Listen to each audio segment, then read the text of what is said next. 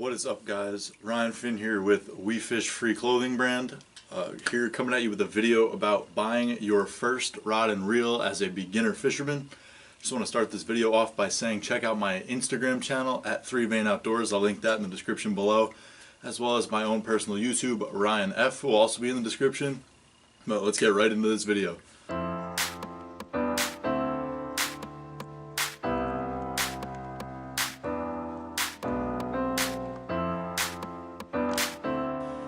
So when you start out, you're going to have a choice between two major kinds of rods, and that would be a spinning rod or a bait caster.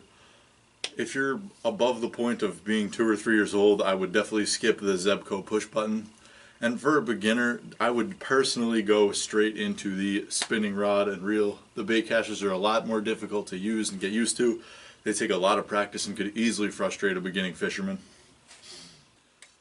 This right here is a spinning rod reel setup. A great way to tell if it's a spinning rod or not is the bigger eyelets. A bait caster will have small eyelets, a spinning rod will have bigger eyelets. And this is what a spinning reel looks like. Now, my personal preference on a spinning reel is a 6:2 to 1 or a 5:2 to 1 gear ratio. The gear ratio is just the amount of line that comes in with each turn of the reel handle. So the higher the number, the more line you will turn in per crank of the reel, which gets you in line quicker and will be able to get the fish to the boat faster. But you don't want it too much to put too much tension on the fish. You don't want too little so they could just run all day. A lot of people just getting into fishing might think that you have to go out and spend a ridiculous amount of money to get into the sport, to buy good rods, good reels, spending hundreds and hundreds of dollars on rods and reels. The fact is you can get a good rod and reel put together for under $100 easily. This rod right here I have is an Abu Garcia Conlon Premier. I've had it for probably 6 years now. It is a great rod, works phenomenally for me. It's a 6-foot tall spinning rod. It works great. I think I paid $35 for it. And this is a higher end reel, but I only got this reel because the original reel that I had on here that I got for about $40 or $50 broke.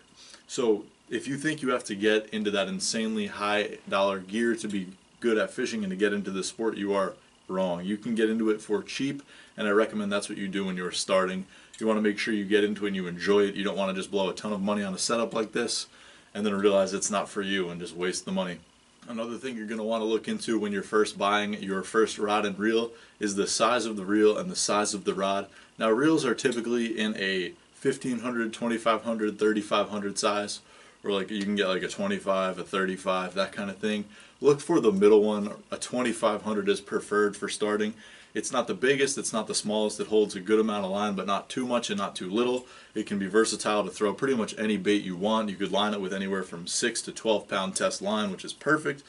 And as for rods, they come in many different lengths and actions. An action from light action, which is very flimsy, medium action, heavy action, and everything in between. Also, you can get them from 5 foot on up, and what I would suggest is starting off with a 2500 size reel, which is right in the middle, and probably a 6.5 foot rod. That's a 6 foot 6 inch rod. It's a versatile combination. You could throw pretty much any bait you want on it, and as far as the action on the rod goes, I would go with a medium to a medium heavy. Still allows you to throw that finesse bait that you want to throw, or you can throw heavier baits like 1/2 ounce, even 3/4 ounce jigs on that setup if you really want to. So you want to get something versatile to use throughout a wide range of baits. You don't want to just narrow yourself into one field. That way you'll have to spend more money on more gear, because that means you bought things that don't really work all around. And when you're first starting out, going with a wide variety of things to be able to fish on one rod reel combo is the way to go.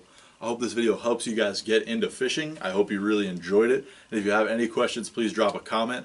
And also check out the Fish Free apparel and join the movement.